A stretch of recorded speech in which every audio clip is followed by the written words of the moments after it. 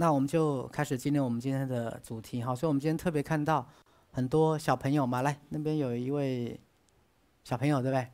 然后旁边还有几位？2位哈。那其他的同学就暂时今天也把自己当小朋友好不好？反正我们今天是来讲小朋友的题目哈。这个更像小朋友，是他们把我 P 图 P 的蛮像小朋友的哈。前面 P 个超人的 S 哈，后面 P 个披风哈。好来，那新时代的儿童新文明的传承我先回到之前在台北分会上读书会梦进化与价值完成的时候，讲到主要事件，讲到所谓的覆盖。好，什么叫覆盖？就是一个主要的文明可能会出现为一个被称为神话的一个形式。好，举例来讲，像亚特兰提斯对我们现在的人而言，它是一个神话，对不对？而且据说以前是在所谓的大西洋沉在海底的一个古文明。好，所以对我们来讲，我们会用很多电影、小说去还原亚特兰提斯的这个文明或神话。那之前我举到一个大家应该都很耳熟能详的一部电影，就是所谓的《水行侠》。好，我不知道大陆那边也翻译成水行侠吗 ？Aquaman。好，Aqua 就是水，好，Aqua 就是水，好，叫水行侠，大家知道就是那个拿着那个三叉戟的那个嘛，好，三叉戟的那个，好，就是玛莎拉蒂，好，跑车玛莎拉蒂车头的那个标志，那个海神的三叉戟的标志，好，那个图腾就听说就是亚特兰提斯的图腾。好，那关于亚特兰提斯的传说是，亚特兰提斯是一个在海底里面的文明。好，那对我们来讲，它是一个神话。可是，其实亚特兰提斯是一个在地球上还没有出现的文明，还没有出现的文明。好，如果以时间的说法，它其实是在我们的未来，是在我们的未来。好，那我说的未来是在2075之后。简单来讲，我们现在是在这个地球的第4个文明，第4个。好，我们以为我们是第1个，其实不是，我们是第4个。好，那1跟3，第1个跟第3个文明，跟我们这个文明大致走的是相同的路线。好，简单来讲，都有所谓的飞机，都有所谓的高科技。好，1跟3跟我们是类似的。那2，好，你们自己去《灵魂永生》里面看。就是所谓的鲁曼尼亚，好，鲁曼尼亚文明。那鲁曼尼亚文明比较特殊，因为它主要是在山洞里面，他们的房子、他们的居住地、他们的文明，主要是在山洞里面，他们不是在地面上。好，比如说现在在西班牙的庇里牛斯山或阿尔卑斯山，在庇里牛斯山，西班牙的那个地方，有一些你从外面看起来像是山洞，可是那个山洞里面，其实才是他们的城市，他们的 city， 他们的都市就对了。所以外面的那个山洞看起来像天然的山洞，其实不是，那是人工凿出来的。好，就是外面的人看起来那像一个天然山洞。好，其实它像2面镜，所以那个天然山洞常常提供之前的原始人在那里当他们的家，可是罗马尼亚人是躲在山洞的那个墙的背后，那方便观察这些原始人。好，所以罗马尼亚是第二个高度进化的文明。那他们的都市主要在地底下。好，那罗马尼亚文明也是一个具有高度先灵能力的文明。OK， 那1跟3主要走我们现在第4个文明的路线。好，一样有我们现在的飞机或是我们现在的高科技。好，那我们现在是第四。可是各位，重点来了，人类现在这第4个文明已经慢慢的走向终点了。好，我们现在第4个文明已经到尾声了。那这个尾声就是所有的过去的基督教或天主教或佛教讲的末世跟末法时代。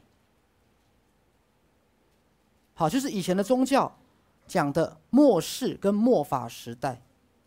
好，那换成现代的语言，各位你可以说是气候变迁，你可以说是资源匮乏，你可以说是水不够，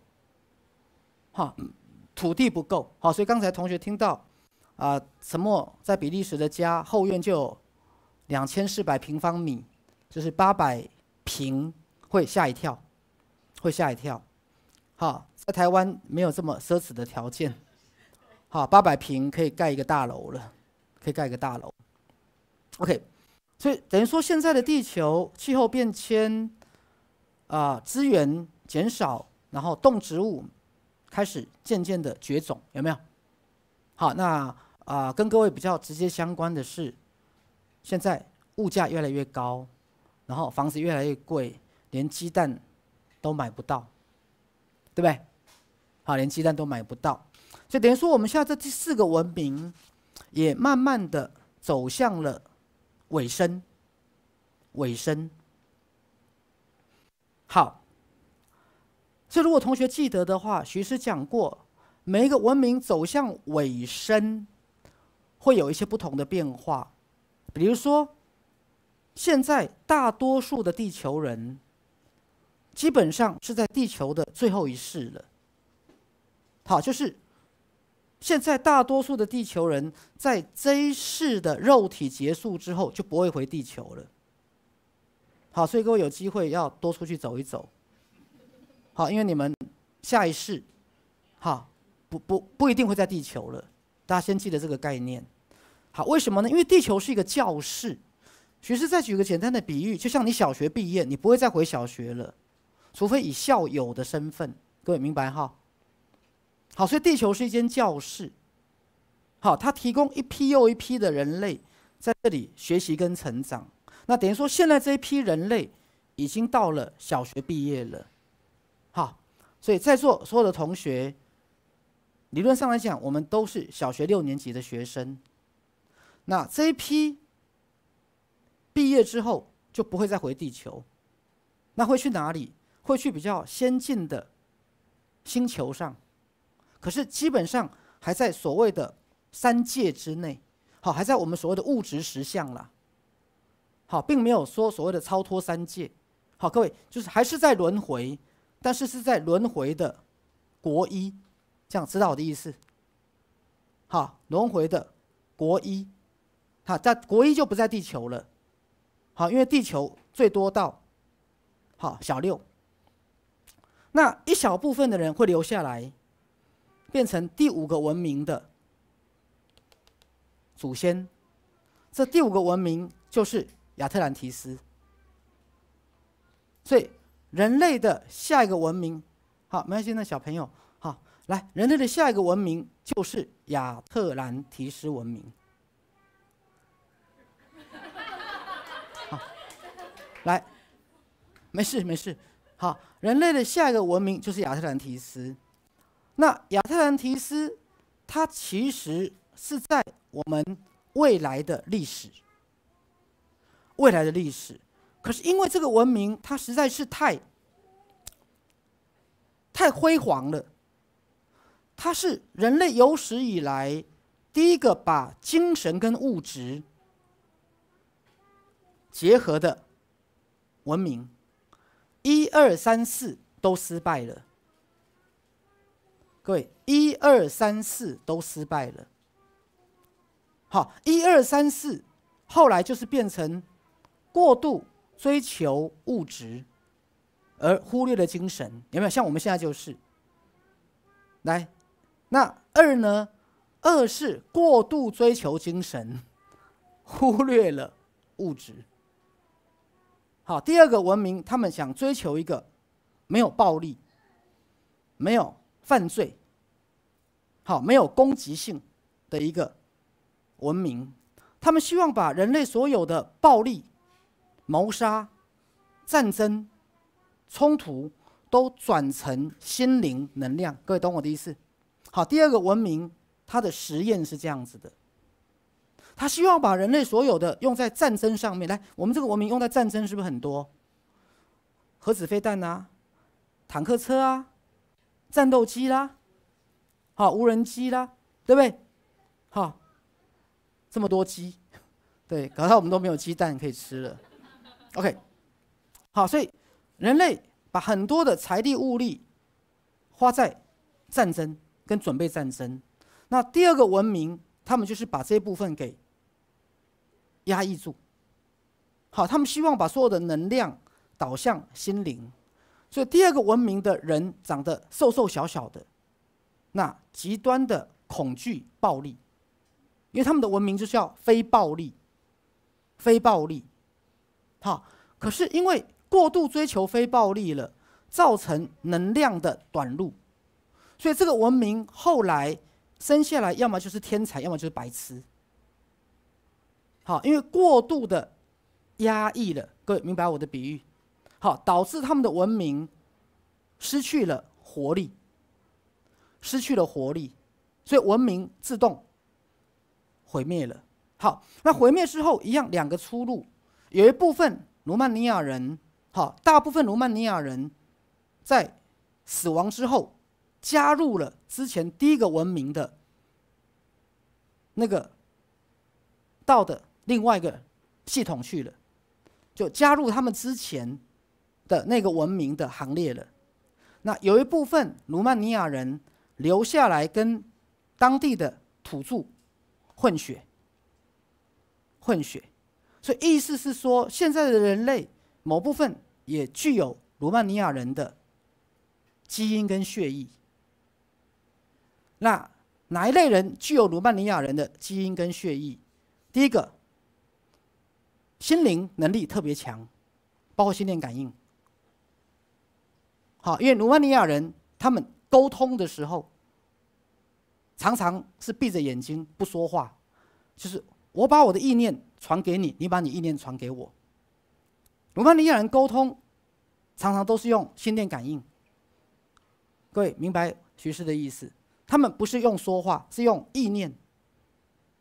好，比如说刚才我去哪里做了什么，我不用跟你说，我直接用意念把画面跟我看到的、听到的直接怎么样，用心电感应传给你。所以罗曼尼亚人的后代也具有很强的心电感应能力。还有另外一个特征就是，一旦想到跟人家打架，就会手脚发软，甚至可能会昏倒，特别没胆子。来，各位懂我的意思吗？像有些人一想到要跟别人起冲突，就全身发抖，说不出话来。好，就是他的脑神经里面自动会有暴力的时候，会自动的宕机，好，演变成我们这个种族的哪一类的人？各位就是所谓的癫痫患者。癫痫，羊癫疯啦。通常羊癫疯的人为什么会发作羊癫疯？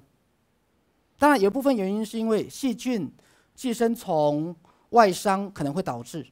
好，但是癫痫的主要原因是脑细胞不正常的放电。那脑细胞为什么不正常放电呢？是因为癫痫的人他没有办法释放正常的什么攻击性。好，他没有办法正常的跟你吵架。就有些人天生没有办法跟别人吵架，天生没有办法跟别人大小声。好，基本上他就会自动的把他的能量怎么样切断。好，这就是举例来讲，有时候你会生一个人的气，会气到全身发抖，可是你说不出话来，你就会觉得自己很没用。来，知道我的意思？好，所以罗马尼亚人有非常高的心灵能力，但是他们非常的恐惧暴力，恐惧暴力。好，这个也解释了为什么我们这个文明会有很多的战争、谋杀跟暴力。为什么我们会有这个文明？因为我们不能走第二个文明的老路。来，明白了吗？好，因为能量必须要被流动，那流动它可能就会走偏嘛。可是你不能因为它走偏就把它怎么样？就你不能因为你可能会说错话就不说话，你不能因为你一说话就跟别人吵架就不说话。各位懂我意思吗？你不能因为你不会表达就不表达，这叫因噎废食。好，就是你也不能因为你一出手就打死人就都不出手的概念，你要学出手，不要打死人。好，就这个概念。所以能量要流动，而不是被压抑。好，所以汲取了第二个文明的失败的例子，所以我们走到了第4个文明。好，那我们现在这个文明跟1跟3同样的问题，就是人类过度发展了物质文明，以至于看起来物质很丰盛，可是大家越来越辛苦，有没有？就像这个世界一样，现在这个世界看起来物质很丰盛，好，你要穿什么衣服，你要吃什么食物，看起来都 OK。好，可是大家却越来越辛苦，也越来越不知道你为什么要活着。活着就是要赚钱，就是要念好书，就是当有钱人吗？就大家好像拥有了物质，可是迷失了精神跟灵魂。来，有点明白我要说的意思。好，那如果你今天要告诉小朋友，我们就是要念书，我们就是要有好的工作，好，赚很多钱，那孩子就看着爸爸妈妈像你们一样吗？我才不要！你看你们活什么样子了？你看你们天天吵架，你看你们赚到钱也不快乐啊！你看你们还是吵着离婚呢，对不对？好，所以孩子看到的跟大人不一样，孩子看到的跟大人不一样。所以如果你要用你那一套告诉孩子好好念书，找一份好工作，买个房子，买个车子，好好过这一辈子，孩子就会问你：那干嘛？像你们这样吗？像你们这样一辈子不快乐吗？孩子就会质疑这些东西。各位懂我意思？好，所以我们这个文明出现问题了。好，我们过度的追求物质，而没有领悟到物质是来自精神的源头，所以我们已经失落了我们存在的那种，我们简单讲就是平安喜乐。我们也失去了我们跟我们的内在的本我的连结。好，简单讲，如果以佛法的角度来讲，我们已经不认识我们的本来面目了。到底我们为什么要存在？我们来地球要干嘛？生命的意义是什么？存在的目的又是什么？那各位，如果你慢慢上了年纪了，那存在的目的就是念书、考试、念好学校、毕业找工作、结婚、谈恋爱、出轨、外遇、离婚啊，约炮啊，这年轻人就会讲约炮，我们还不太好意思说出口。好，要约炮请找他。好了好了，OK， 然后变老，开始生病，然后开始往生吗？好像前天去看我妈，我妈就一张脸垮下来，就跟我说，这个三姑姑往生了。好，我爸爸的姐姐，好，三姑姑往生了。那三姑姑90，反正93、94岁，是阿干妈高吗？就是阿干妈高。其实因为我8个姑姑，其实我也搞不清楚谁是谁了哈。我哥哥姐姐比较搞得清楚。就第三个姑姑可能94岁了。好，那我妈就一副那种怎么办？可是我心里在想，你难道不知道人老了会死吗？这不就可懂我意思？就是难道这值得意外吗？就比如说100年后再做，每个人都会死，这值得意外吗？不值得嘛，对不对？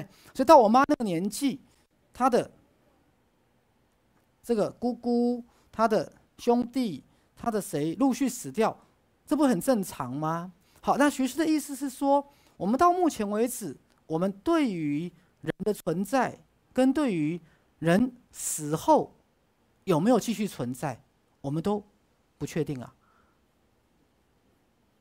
好，如果我要揶揄一下我们常常自己觉得很了不起的科学，好，我揶揄一下科学，我们就问科学一句话：啊，你们科学这么进步啊，到底人往生之后存不存在？你能回答我一下吗？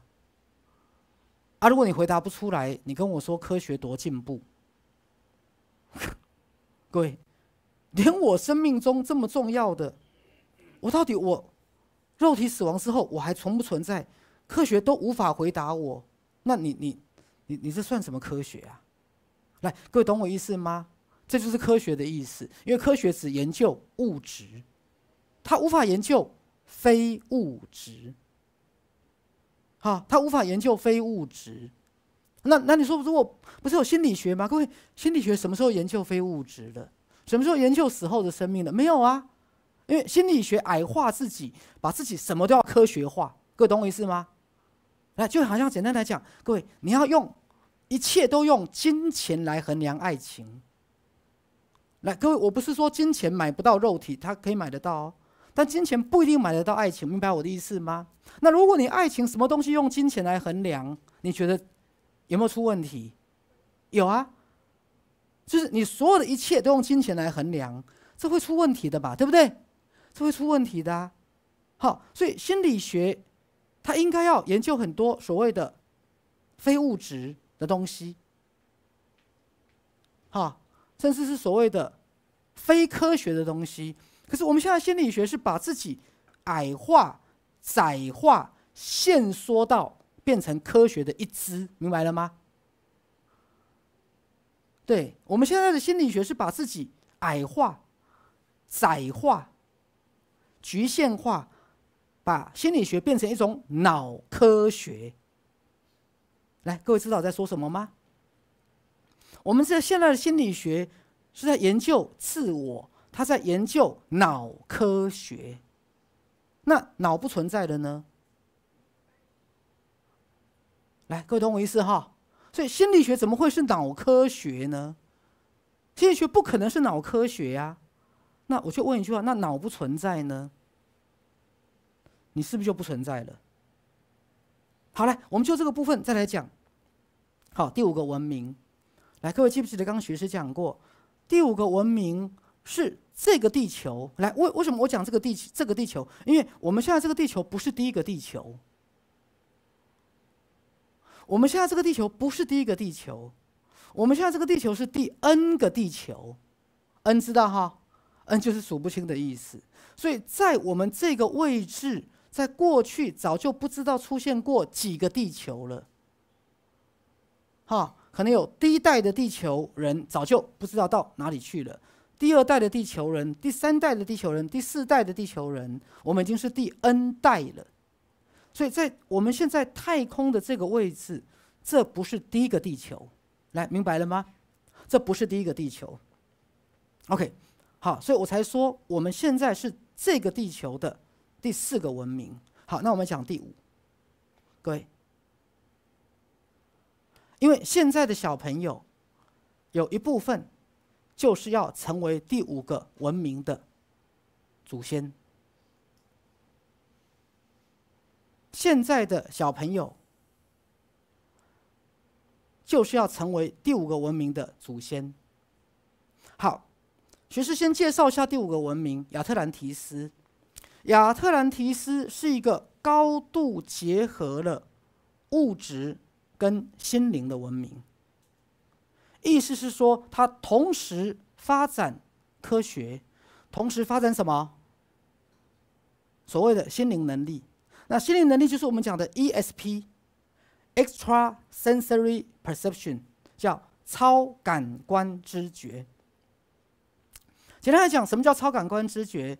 超感官知觉就是你的自我觉醒了，它把原来潜意识跟你的内我或灵魂本来属于你的力量，也慢慢的打开。比如说什么力量？心电感应的能力，比如说预知未来的能力，比如说了解到人跟一切万有连结的这个能力，比如说灵魂出体的能力。而目前这个部分，现在的人类都没有开启。为什么？因为我们过去几百年我们在发展物质，来，懂我意思吗？所以这没有对跟错。好，因为人类来到地球上来，我们本来发展物质文明就是应该的。好，本来人类到地球发展物质文明、发展科学本来就是应该的。但是，好，就像各位来。各位成年人，请问赚钱应不应该？不赚钱你拿什么去买菜？那赚钱可以赚到没有人性吗？听懂我意思哈？懂我这个比喻了哈？来，赚钱当然是应该的啊，但赚钱可不可以变成奸商、黑心商人？可不可以？不行嘛，这就是迷失了，懂我意思哈？所以赚钱当然是对的啊，所有人赚钱都是对的，懂我意思哈？但是能不能赚钱赚到去做黑心食品，然后变成奸商？好，卖房子给人家，房子不给人家，钱也不还人家，来，可以吗？大声说，可不可以？不可以。所以要不要抗议？当然要抗议啊！好，一定要抗议。好，就算抗议被告，要不要抗议？当然要抗议。那被告一定会成立吗？不一定成立嘛，对不对？这样懂了哈？好。所以刚讲赚钱是对的，但是不能赚钱赚到什么黑心，迷失人性。OK， 好，所以我们在这个文明追求物质是不是对的？对的，对的。可是各位有没有发现到，我们追求物质追求到什么？我们的心灵通通没有了。好，比如说刚讲沉默好了，当然他很爱他女儿。每天逼女儿学芭蕾、学滑雪、学溜冰、你们要学荷兰文、比利时文、法文、德文、英文，他们要学5种语言，好，还要学扬州话。扬州话辣块妈妈是不是骂人的话？扬州话骂人怎么说？没有，我扬州话是从韦小宝那边学的。对，什么辣块妈妈还是什么？那扬州话骂人怎么骂？什么？来，这个一定要听。来，同学，我们啥都不要学，我们就学一句扬州骂人的话。对，我们这边不教高贵的东西，我们教一点实用的东西。来，扬州话骂人怎么骂？如果说你说的完全不在理，没有道理，就说讲你的曲。再讲一遍。讲你的曲。讲一曲。这个大陆直播哎。没关系啊，没关系。就讲给大陆同学，讲一曲，是吧？这什么意思？就是你说的话没有任何，就你说的是狗屁就对了啦。对，就是这个意思。鬼扯蛋。鬼扯什么鬼？就是这个。什么鬼啊？对，什么鬼？我们新书介绍一下。那个上面。来，你看，清明节专区。好，王怡人的新书，来书名念一下，叫什么鬼，好不好？来，你什么鬼？再用扬州话讲一遍。讲一曲。哇，大家写一句，有没有再更简单一点的？好，这里面写鬼吗？好了，刚提到追求物质并没有错，但是如果物质是来自心灵能量的显现，那么其实我们就是本末倒置。各位懂我意思吗？就是舍本逐末的概念。舍本逐末，所以学士再强调一遍：追求物质没有错，赚钱也没有错，但是我们这个世界赚钱赚到没有人性，过度强调竞争，过度让人，简单来讲，失去了社会的温暖跟温馨，来，对不对？好，就简单讲，你在职场上面，大家不是互相帮忙啊，互相协助吗？啊，怎么在职场上搞到互相斗争、互相陷害，对不对？各位，那就本末倒置了。好，所以我们现在的生活也没有不对。好，比如说最近台湾不是有这个狒狒事件吗？好，某部分我觉得台湾也正在改变。以前说实话，那一只从六福村逃出来的狒狒，那射杀了就射杀了嘛，逃出来了嘛，他可能去伤害小孩、伤害人嘛，对不对？因为狒狒也算是蛮凶猛的生物嘛，那猎人不小心用猎枪就把它打死了，那就结束啦。可是这一次的事件竟然引起台湾人很多的讨论跟愤怒，对不对？对，就好像你的小孩在路上跑来跑去被人家打死一样。好，那意思就是什么？意思是人类已经慢慢感觉到什么？万物是一体的了。好，今天我们如果迷路到外星球去，在人家的街道跑来跑去，那是不是人家的猎人可以把我们猎杀？来，各位懂我的比喻吗？好，就是万一我们不小心到了别人的星球上面去，对不对？好，然后在人家的马路跑来跑去，我们在人家的星球上不是跟狒狒差不多吗？因为他们比我们高等嘛，对不对？我们比较低等嘛，人家文明比我们进步嘛，假设对不对？好，就像狒狒在我们的路上跑来跑去嘛，那我们到人家的高等星球去，在人家的马路跑来跑去，那我们的孩子就应该被猎杀吗？来，同样的概念，对不对？好，所以现在其实我觉得大家开始有一个概念了，就是狒狒的命也是命。好，所以有人也在网络上帮他办一个告别式，就告别狒生，狒狒的人生啊，好，告别狒生，狒狒的人生。好，所以意思是说，当我们在追求物质文明的时候，到达某个极限，人类开始觉得 something wrong。来，就好像刚我们讲到沉默，你教小孩溜冰、滑雪，还有5种语言，因为他们要学法文、德文、比利时文、荷兰文，那他又是中国人，又要学中文，你看，对。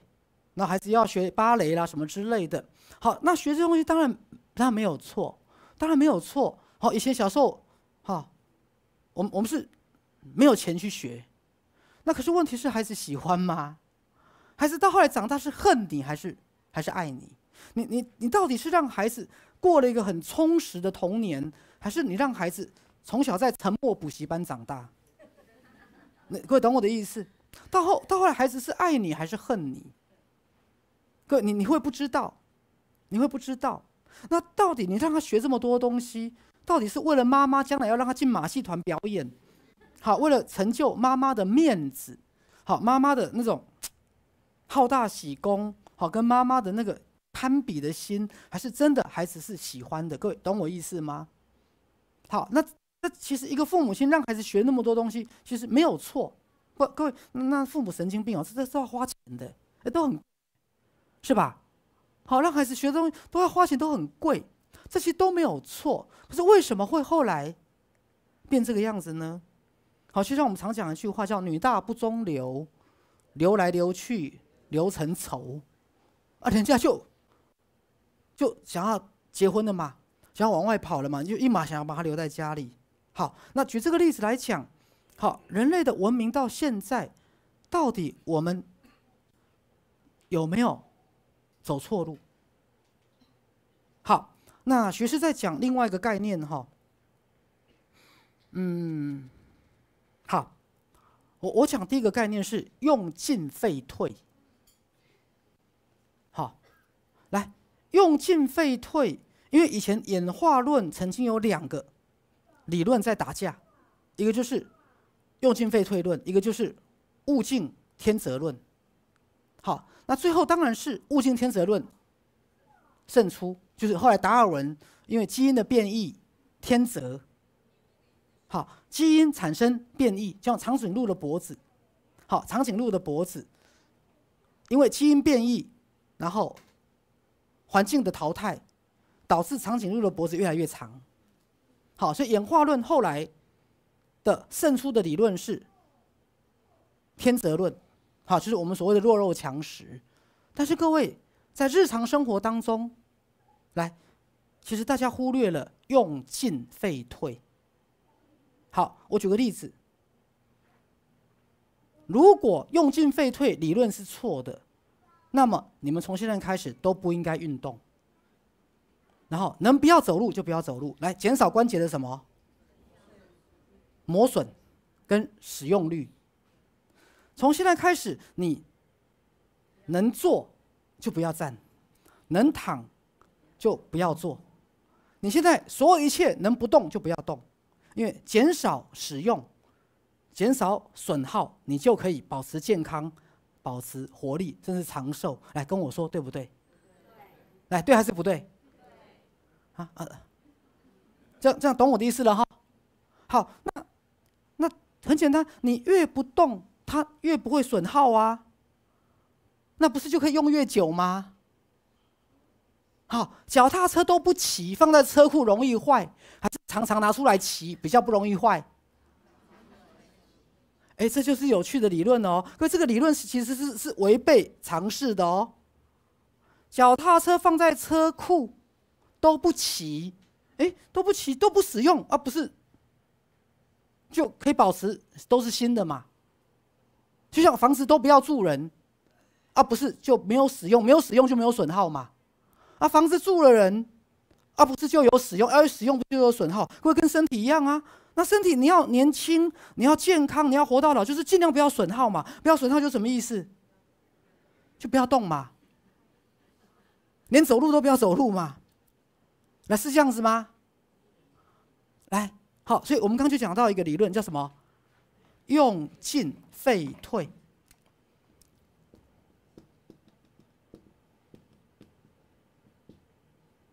来，我们再解释一下，就是你有在使用，它就会什么进步；你没有在使用，它就会什么。所以我们的医学很多错误啊，这个运动关节磨损，磨你妈个头！各位，听懂了吗？你到底是要我动还是不要我动？